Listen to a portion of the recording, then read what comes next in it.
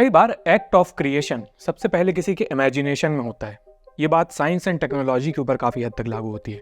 पहले जो चीज़ें कल्पनाओं में होती थी अब उन्हें हकीकत में होते हुए हम देख रहे हैं, और जब ये कल्पनाएं हकीकत में तब्दील हो जाती हैं तो हम उन्हें फॉर ग्रांटेड ले लेते हैं, उनसे बोर हो जाते हैं। लेकिन कुछ लोग होते हैं जो पर्दे के पीछे इन कल्पनाओं को हकीकत में ज़मीन पर लाने के लिए प्रयास करते हैं। ऐसा ही एक बंदा है इलॉन मस्क। इलॉन मस्क मुखर तौर पर एक साइंस फिक्शन सीरीज के फैन रहे हैं। इस सीरीज का नाम है द कल्चर। ये कहानी एक ऐसी सोसाइटी के बारे में है जहां लगभग हर किसी की नौकरी रोबोट्स ने ले ली है। यहाँ आर्टिफिशियल इंटेलिजेंस हद से ज्यादा आगे बढ़ चुकी है। इस दुनिया में मशीनों का दबदबा है। इन मशीन्स के लिए मनुष्य वैसे हैं जैसे हम मनुष्यों के लिए चींटियां हैं। ऐसी तमाम कल्पनाओं के बीच द कल्चर में एक ब्रेन मशीन इंटरफेस का जिक्र है। इस BMI का नाम है न्यूरल लेस। ये BMI तब इम्प्लांट किया जाता है जब कोई आदमी कम उम्र का होता है। धीरे धीरे ये BMI उसके दिमाग के इर्द गिर्द फैल जाता है। ये न्यूरल लेस मशीन्स और मनुष्यों के बीच एक पुल का काम करता है, और इसके जरिए इंसान अल्ट्रा एडवांस्ड आर्टिफिशियल इंटेलिजेंस से संवाद कर पाते हैं। मैं इस काल्पनिक कहानी के बारे में आपको इसलिए बता रहा हूं क्योंकि इलॉन मस्क इस कल्पना को हकीकत में बदलने की कोशिश कर रहे हैं। उनकी इसी कोशिश का नाम है न्यूरालिंक, एक ब्रेन मशीन इंटरफेस बनाने वाली कंपनी जो ऐसे डिवाइस बनाना चाहती है जिसके जरिए मनुष्य आगे चलकर डायरेक्टली अपने दिमाग से AI यूज कर सकेंगे। इस विजन के साथ द कल्चर की न्यूरालेस और इलॉन मस्क की न्यूरालिंक का नाम भी काफी मिलता जुलता है। 8 साल से न्यूरालिंक पर्दे के पीछे जानवरों के ऊपर काम कर रही है। 2021 में उन्होंने एक बंदर का गेम खेलते हुए वीडियो रिलीज किया। ये बंदर अपने दिमाग में लगी न्यूरालिंक चिप के जरिए डायरेक्टली गेम खेल पा रहा था। अब 2024 में पहली बार किसी इंसान में न्यूरालिंक चिप इम्प्लांट कर दी गई है। यह ऐतिहासिक दौर है जब ब्रेन कंप्यूटर इंटरफेस टेक्नोलॉजी कल्पना से हकीकत की ओर धीरे धीरे कदम बढ़ा रही है। ये कोई नहीं जानता कि ये टेक्नोलॉजी कितनी सक्सेसफुल होगी, कितनी गुड होगी, कितनी इविल होगी, लेकिन इलॉन मस्क का ट्रैक रिकॉर्ड और न्यूरालिंक की प्रोग्रेस देखते हुए हमें लगता है कि भविष्य में किसी न किसी रूप में हमारे आसपास ये टेक्नोलॉजी मौजूद होगी। इसलिए कई वीडियोस की सीरीज में अपन लोग BCI को गहराई में समझ रहे हैं। कल को आप या आपका कोई करीबी ऐसी कोई चिप लगवाने जाए तो पता होना चाहिए ना ये क्या चीज है। आपको समझ आना चाहिए ना कि वो बंदर अपनी दिमाग में लगी चिप से गेम कैसे खेल पा रहा था, उसके पीछे कंसेप्चुअल अंडरस्टैंडिंग क्या है। इसलिए अपन इस वीडियो में ब्रेन कंप्यूटर इंटरफेस की वर्किंग समझेंगे। ये वीडियो थोड़ी सी कंसेप्चुअल होगी लेकिन आपको मजा जरूर आएगा।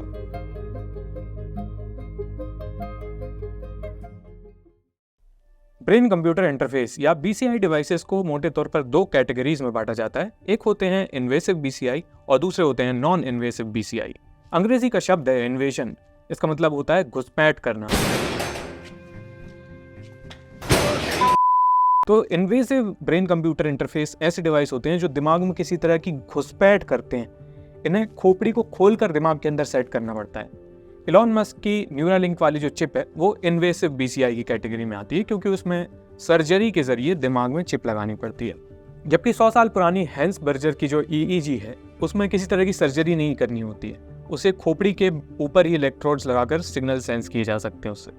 इसमें किसी तरह का इन्वेजन इन्वॉल्व नहीं है, इसलिए ये नॉन इन्वेसिव BCI होते हैं। इन दोनों तरीकों के अपने अपने फायदे और नुकसान हैं, वो अपन आगे समझेंगे, आपको समझ में आ जाएगा।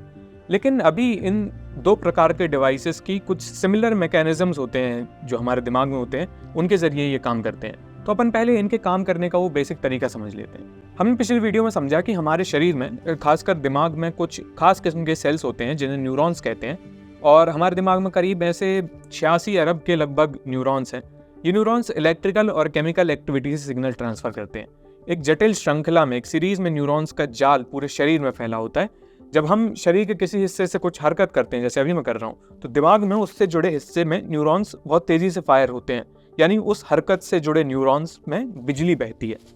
दिमाग में अरबों न्यूरॉन्स होने की वजह से मनुष्यों के दिमाग में सबसे ज्यादा इलेक्ट्रिकल एक्टिविटी होती है, और ब्रेन की इसी इलेक्ट्रिकल एक्टिविटी को बेहतर और सटीक ढंग से समझना, उसका अंदाजा लगाना हर ब्रेन कंप्यूटर इंटरफेस की कोशिश रही है। आज से करीब 100 साल पहले जो EEG या इलेक्ट्रोएन्सेफेलोग्राम तैयार हुए, उनमें ऊपर से ब्रेन की इस एक्टिविटी को सेंस किया जाता है। खोपड़ी के बाहर इलेक्ट्रोड्स लगाए जाते हैं। इलेक्ट्रिकल सिग्नल सेंस करने वाले इस सिरे को इलेक्ट्रोड कहा जाता है। तो कई इलेक्ट्रोड के जरिए ब्रेन से बाहर खोपड़ी की तरफ आ रहे सिग्नल्स को कैप्चर किया जाता है बाहर से, और इन सिग्नल से ब्रेन एक्टिविटी को डिकोड किया जाता है। ये जो है ये नॉन इन्वेसिव तरीका है। किसी का कपाल खोलकर दिमाग में ड्रिल करके अंदर नहीं जाते हर न्यूरॉन का सिग्नल जांचने, बाहर से ही जितना अंदाजा लग सकता है उतना लगाते हैं। क्या है कि न्यूरॉन्स में वैसे तो जहां वोल्टेज पैदा होता है वो एरिया इंसुलेटेड होता है, मतलब वहां से करंट बाहर नहीं आ सकता। जैसे अपने तार में बाहर इंसुलेशन लगा होता है ना, तो करंट नहीं लगता।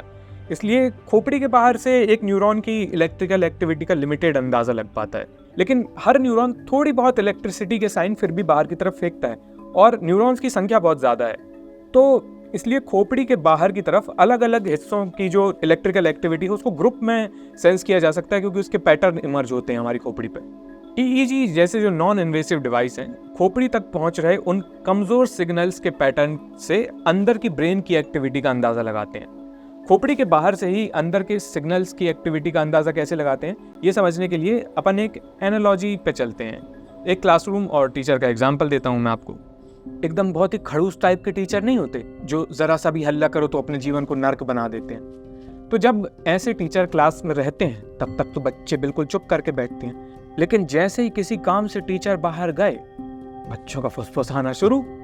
या बच्चे धीरे धीरे ही बात करते हैं ताकि किसी एक की आवाज़ क्लास के बाहर ना जाए, लेकिन कलेक्टिवली उनकी ये फुसफुसाहट भी शोर बन जाती है। टीचर क्लासरूम में लौटते हैं, उनको बाहर से ही भनक लगती है कि उनकी क्लास में शोर हो रहा है, उनका बीपी हो जाता है हाई, और वो अंदर आते हैं, आते ही क्लास हो जाती चुप। अब किसी पर्टिकुलर बच्चे की आवाज़ तो सुनाई दे नहीं रही, किसी एक बच्चे को तो सज़ा दे नहीं सकते, लेकिन बीपी भी कंट्रोल करना उनको, तो किसी की मरम्मत तो करनी पड़ेगी, सज़ा देनी पड़ेगी। तो वो क्या करते हैं, एक समूह को सज़ा मुकर्रर कर देते हैं। सारे बॉयज़ हाथ ऊपर करके खड़े हो जाओ, या पीछे की बेंच वाले सारे खड़े हो जाओ, या उस ग्रुप की लड़कियां आके यहाँ मुर्गा बन जाओ। क्या है कि कम जानकारी के अभाव में वो हाई बीपी वाला टीचर क्लास के बाहर से ही ग्रुप के पैटर्न का अंदाजा लगाता है। उस पैटर्न और पास्ट एक्सपीरियंस के हिसाब से कि कौन बच्चा हल्ला करता है, कौन कहाँ बच्चे बैठते हैं, वो टीचर अपना जजमेंट डिलीवर करता है। यही काम शुरुआती दौर में नॉन इन्वेसिव बीसीआई टेक्नोलॉजी से भी होता रहा। बस यहाँ अलग यह है कि दिमाग में कुछ बच्चे नहीं होते, अरबों न्यूरॉन्स का शोर होता है, और इन न्यूरॉन्स की फुसफुसाहट के पैटर्न साइंटिफिकली स्टडी किए जा सकते हैं। ये प्रेडिक्शन अपने गुस्सेल टीचर जितने रैंडम नहीं होते, इनमें थोड़ा सा मैथ्स होता है। अगर आपको पिछली वाली वीडियो याद है जिसमें हमने बॉडी को एक मिलिट्री ऑर्गेनाइजेशन और ब्रेन को कमांड हेडक्वार्टर की तरह समझा था, तो यहाँ ये जो ब्रेन कंप्यूटर इंटरफेस है वो इस कमांड हेडक्वार्टर में जासूसी करने वाली टेक्नोलॉजी है। अरबों न्यूरॉन्स में छुपी दिमाग की खुफिया जानकारी को डिकोड करने वाली जासूसी। ईईजी जैसे नॉन इन्वेसिव तरीकों से साइंटिस्ट ब्रेन के स्पेसिफिक एरियाज में न्यूरॉन्स की फुसफुसाहट का पैटर्न रिकॉर्ड करते हैं, और इस पैटर्न को इंटरप्रेट करके वो दिमाग में घट रही एक्टिविटी का अंदाजा लगाते हैं। अब इस तरह के बाहरी ऑब्जर्वेशन से ब्रेन एक्टिविटी की बहुत प्रिसाइज जानकारी नहीं मिलती, लेकिन ऐसे ऑब्जर्वेशन से काफी इंप्रेसिव अनुमान लगाए जा सकते हैं। साल 1924 में हैंस पर्जर ने अपने ईईजी से अल्फा और बीटा वेव्स के पहले ऑब्जर्वेशन लेकर इसकी शुरुआत की थी। इसके बाद इस टेक्नोलॉजी में काफी इंप्रूवमेंट हुए। अगले 30-35 सालों में शुरुआती ब्रेन मशीन इंटरफेस के प्रयोग इमर्ज होने लग गए नए नए टाइप के। पहला मजेदार सा डिवाइस साल 1965 में चर्चा में आया। एक अमेरिकन म्यूजिक कंपोजर एल्विन ल्यूसियर, पता नहीं क्या नाम है इनका, इन्होंने एक म्यूजिक पीस कंपोज किया बीसीआई के जरिए। ये डिवाइस ईईजी पर आधारित था, जिसे एल्विन ल्यूसियर के माथे पर लगाया गया था। इससे निकलने वाले सिग्नल्स को प्रोसेस करके परकशन इंस्ट्रूमेंट, परकशनिस्ट वो होते हैं परकशंस, उनको बजाने का एक सेटअप वहाँ मौजूद था। इन इंस्ट्रूमेंट्स को प्ले करने के लिए एल्विन को ब्रेन में अल्फा वेव्स प्रोड्यूस करनी होती थी, यानी अपने को काम और क्रिएटिव वाली स्टेट से जो ब्रेन में अल्फा वेव्स प्रोड्यूस होती हैं उस स्टेट में एल्विन ले जाते हैं, और ये इंस्ट्रूमेंट्स उस बीएमआई के जरिए बजने लगते हैं।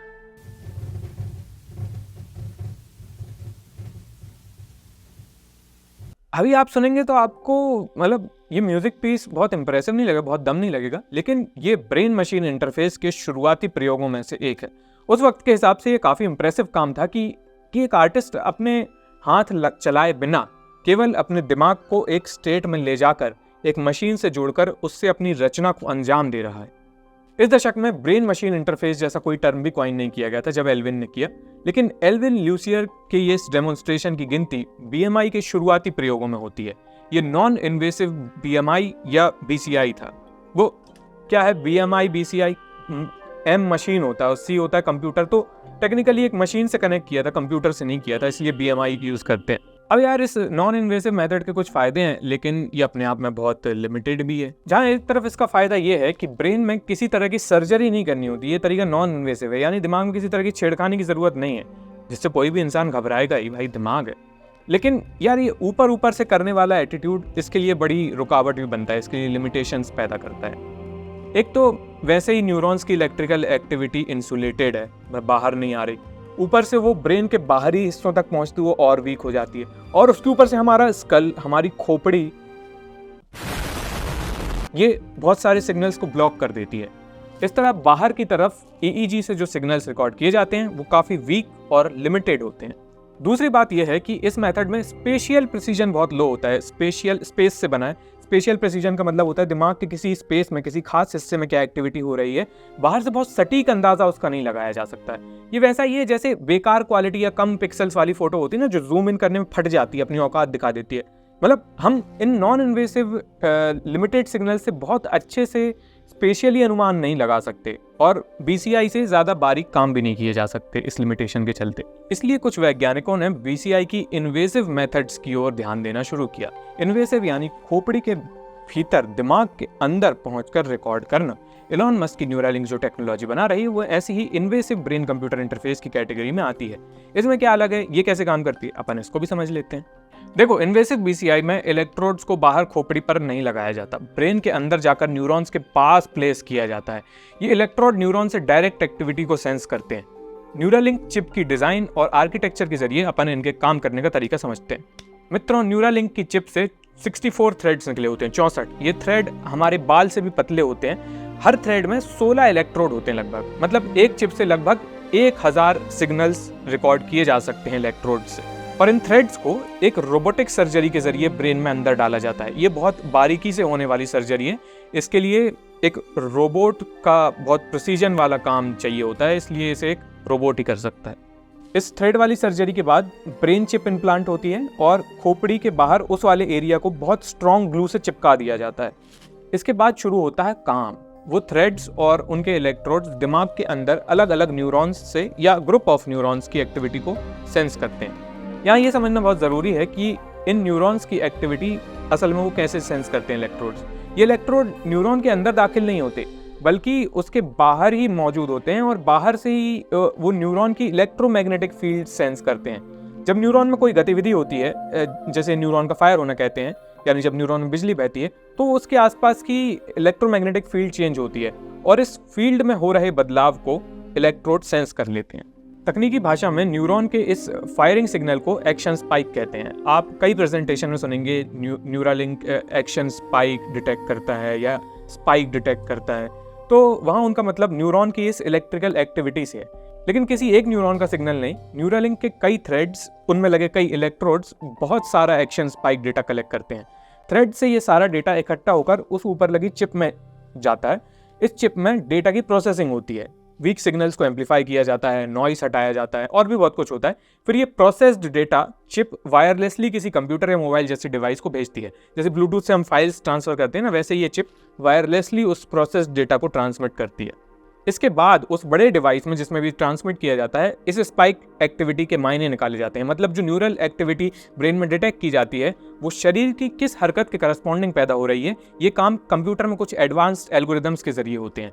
इस आकलन के आधार पर यह अंदाजा लगाया जाता है कि ब्रेन सिग्नल शरीर में कौन सी हरकत होने का संकेत है। यार बहुत थ्योरेटिकल सा हो गया। अब अपन एक मजेदार सा रियल लाइफ एग्जांपल लेते हैं और इसे समझते हैं। न्यूरालिंक का ही वीडियो है। अप्रैल 2021 में न्यूरालिंक ने एक बंदर का वीडियो रिलीज किया। अब अपन अपनी कंसेप्चुअल अंडरस्टैंडिंग के आधार पर इस वीडियो को थोड़ा सा डिकोड करते हैं। उन्होंने भी बहुत कुछ बताया, हम भी बता देते हैं आपको। सबसे पहले बंदर एक बॉक्स चेक करने वाला गेम सीखता है। कई डिब्बों में एक बॉक्स हाईलाइट होता है, उस बॉक्स तक कर्सर ले जाना होता है और ये कर्सर मूव करने के लिए बंदर को अपने हाथ से एक ब्लैक कलर का कंट्रोलर या जॉयस्टिक पकड़कर मूव करना होता है, जैसे गेम खेलते हैं। तो डब्बे तक ले जाता है और कई बार ऐसा करता है। सिंपल सा गेम है।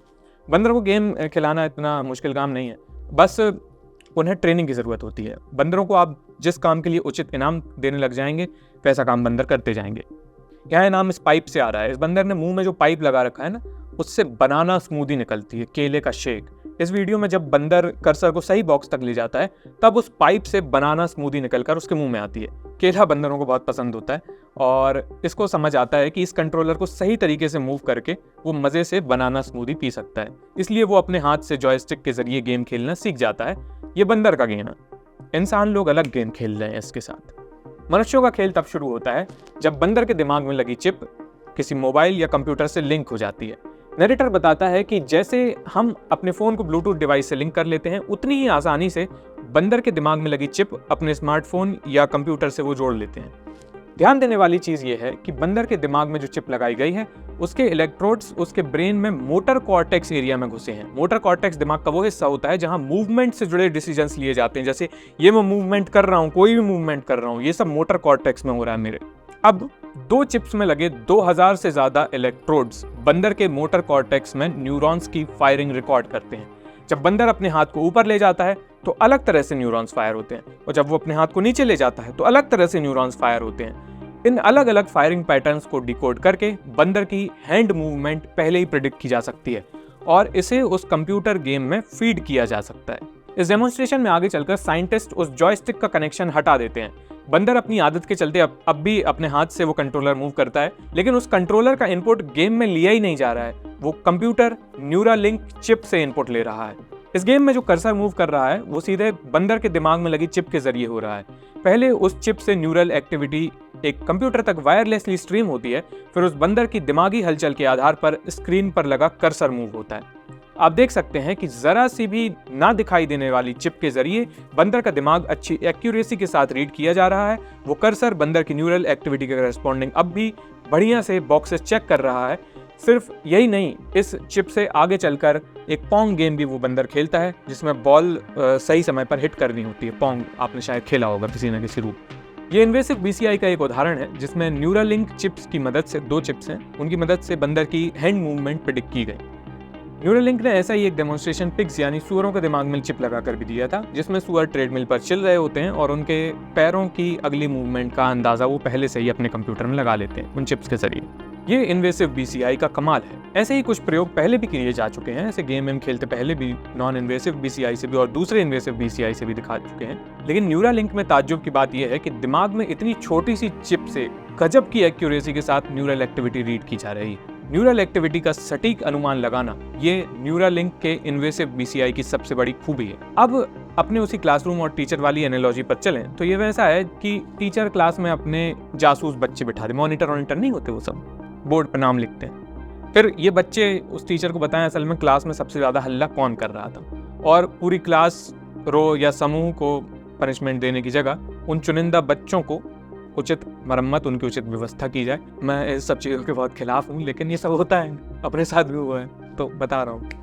यार क्लास हटाओ, लेकिन यहाँ ये ह्यूमन ब्रेन की बात हो रही है और यहाँ ये जासूसी मामूली काम नहीं है। ब्रेन में किसी भी तरह की छेड़खानी करना, किसी भी तरह का इन्वेजन खतरे से खाली नहीं है, और आप यहाँ कुछ आर्टिफिशियल चीज़ें भी लगा रहे हैं तो उन्हें एक लंबे समय तक सेफ रखना बहुत ही चैलेंजिंग काम है।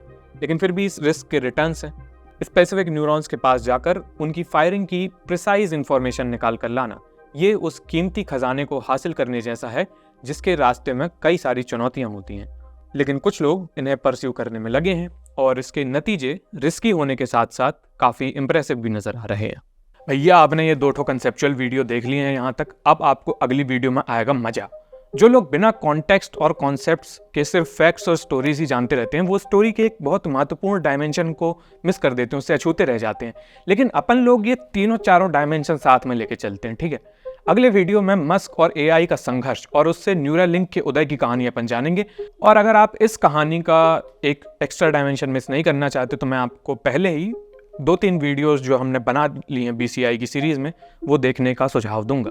और जाने से पहले एक ज़रूरी संदेश, हम देख रहे हैं कि आर्टिफिशियल इंटेलिजेंस तेज़ी से तरक्की कर रही है, इसके साथ बीसीआई भी तरक्की कर रही है, ब्रेन कंप्यूटर इंटरफेस की टेक्नोलॉजी। साइंस एंड टेक्नोलॉजी के बहुत सारे डिसिप्लिन्स में अभूतपूर्व तरक्की हो रही है। ये बहुत पावरफुल चीज़ें हैं। आज हर कोई इन पावरफुल टूल्स को किसी न किसी फॉर्म में यूज़ कर सकता है।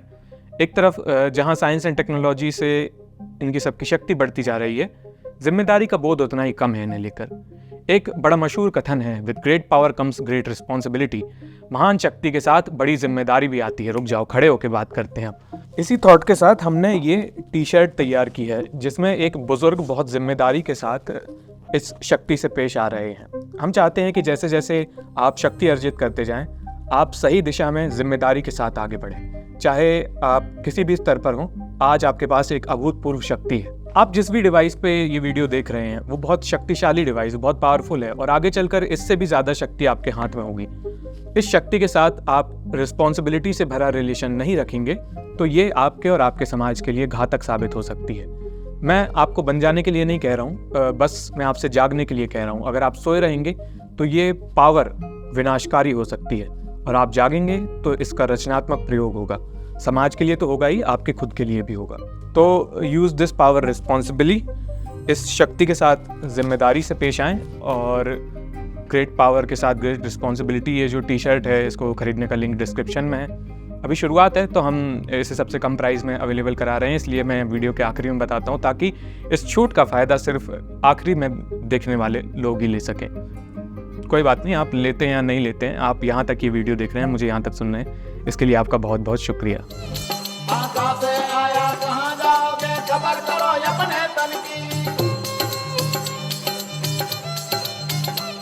कोई सद्गुरु मिले तो भेद बतावे।